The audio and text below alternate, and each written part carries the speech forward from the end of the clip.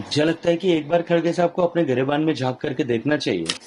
मुझे इस सब को लेकर के सिर्फ हंसी आती है, इसके अलावा और कुछ नहीं होता। लोकतांत्रिक अधिकार का अपमान कर रहे हैं। मोदी जी की सरकार निरंतरता के लिए जानी जाती है। एनडीए की सरकार 2014 से लेकर के अब तक निरंतर बनी है, प्रचंड बहुमत के साथ में बनी है। एनडीए के परिवार की सरकार है।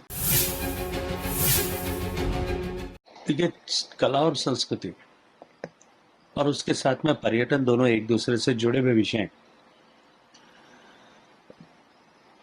भारत की अर्थव्यवस्था जिस तेज गति से बढ़ रही है और आने वाले समय में हम भारत को दुनिया की तीसरी बड़ी अर्थव्यवस्था और उससे आगे भी जिस विषय को लेकर के काम कर रहे हैं, उसमें टूरिज्म सेक्टर एक बड़ा ड्राइवर उस दिशा में निश्चित रूप से होने वाला है। भारत एक ऐसा देश है जिसमें वर्ष पर्यंत टूरिज्म की संभावना है। दुनिया भर से आने वाले लोगों के लिए भारत को अपने यहां से उनके लिए केव से लेकर कयाक तक और डेजर्ट से लेकर के स्नो तक, जंगलों से लेकर के और बिल्कुल तृणविहीन धरती तक सब कुछ दिखाने के लिए हमारे पास इतिहास है, हमारे पास में जो है डाइवर्सिटी है, हमारे पास कल्चरल डाइवर्सिटी है, हमारे पास फॉरेस्ट है। तो टूरिज्म के सारे कंपोनेंट्स वर्ष पर्यंत टूरिज्म हम चला सकें, इस दृष्टिकोण से भारत विविधताओं से भरे हुए भारत में अपार संभावनाएं हैं।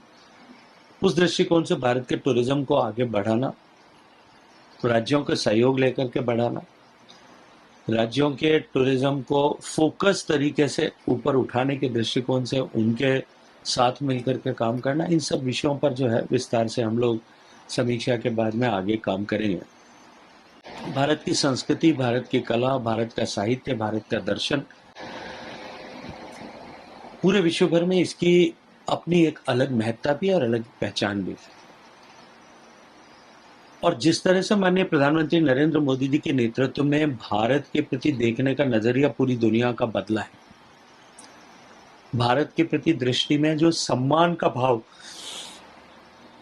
आज विश्व भर की निगाह में आया है, उसके बाद में भारत की संस्कृति और भारत की कला के प्रति भी सम्मान के दृष्टिकोण से और अधिक सम्मान के दृष्टिकोण से दुनिया जो है अब देखने लगी। भारत के बढ़ते हुए वैश्विक प्रभुत्व के साथ साथ में भारत की कला और भारत की संस्कृति और सभ्यता से भी दुनिया रूबरू हो, इस दृष्टिकोण से भी निश्चित रूप से हम माननीय मोदी जी के विजन के अनुरूप काम करेंगे। मोदी जी की सरकार निरंतरता के लिए जानी जाती है।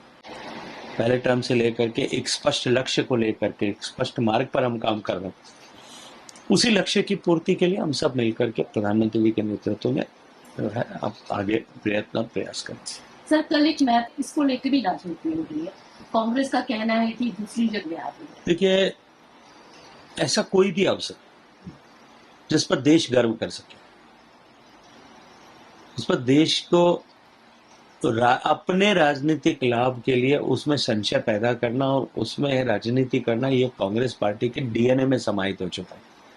क्यों इतना ही याद करिए, लोकसभा जब नए भवन का उद्घाटन हो रहा था तब भी उन्होंने राजनीतिक दृष्टिकोण से टिप्पणियां की। जो सेंगोल की परंपरा थी उसको पुनः प्रतिष्ठापित कर रहे थे तब भी उसी तरह की टिप्पणियां की। उससे आगे हट करके जब पूरे देश के 140 करोड़ लोग राहत की सांस ले रहे थे और गर्व की अनुभूति के साथ में कि भारत ने पहली बार एक वैश्विक आपदा से निपटने के लिए अपना खुद का टीका बनाया, तब उस टीके को किस तरह के अलंकरण देकर के राजनीति करने की कोशिश की। भारत की सेनाओं ने अपने शौर्य और साहस का प्रदर्शन करते हुए एयर और सर्जिकल स्ट्राइक की, तब भी उसको लेकर के संशय का बादल खड़े किए। हर एक ऐसी घटना आप उठा करके देख लीजिए, जब देश गौरव की अनुभूति कर रहा होगा तब कांग्रेस राजनीतिक महत्वाकांक्षाओं की पूर्ति के लिए अपने क्षुद्र मन, अपने छोटे मन का प्रदर्शन करते हुए हमेशा ही इस तरह की अनर्गल टिप्पणियां करके, बयानबाजी करके इस विषय को नई दिशा देने की कोशिश आपको करते हुए दिखाई देंगे। लेकिन देश की जनता सब जानती, पहचानती, समझती है। सर, रिजल्ट आने अलायंस काफी कॉन्फिडेंट है, मलिक से मुझे इस सब को लेकर के सिर्फ हंसी आती है, इसके अलावा और कुछ नहीं होता। एनडीए की सरकार 2014 से लेकर के अब तक निरंतर बनी है, प्रचंड बहुमत के साथ में बनी है। एनडीए के परिवार की सरकार है। 2014 में भी थी, 19 में भी है आज भी है। मुझे लगता है कि एक बार खड़गे साहब को अपने गिरेबान में झांक करके देखना चाहिए कि वो तो एक ऐसी पार्टियों का गठबंधन था जिसका न कोई नेता था, न कोई नीति थी और न कोई नियति ही थी। दिल्ली में वो सब जो है आमने सामने चुनाव लड़ते हैं, एक होकर के चुनाव लड़ते हैं, पंजाब में जाकर के आमने सामने चुनाव लड़ते हैं, चंडीगढ़ में एक होकर के चुनाव लड़ते हैं। ये जो परिस्थितियां थी ये केवल जनता को मन में एक भ्रम पैदा करने के लिए उन्होंने खड़ी की थी, लेकिन जनता ने उसका सही प्रत्युत्तर दे दिया। अगर वो ये कहते हैं गलती से सरकार बनी है तो देश के मतदाताओं ने गलती की है, ऐसा कहकर के वो देश के मतदाताओं के लोकतांत्रिक अधिकार का अपमान कर रहे हैं। सर आप वो एकजुट हुई। उनका यही मानना है? नहीं, उनके मानने से तो नहीं हो सकता। मैं तो आपसे प्रश्न कर रहा हूँ कि क्या आपको लगता है कि वो एकजुट हुई?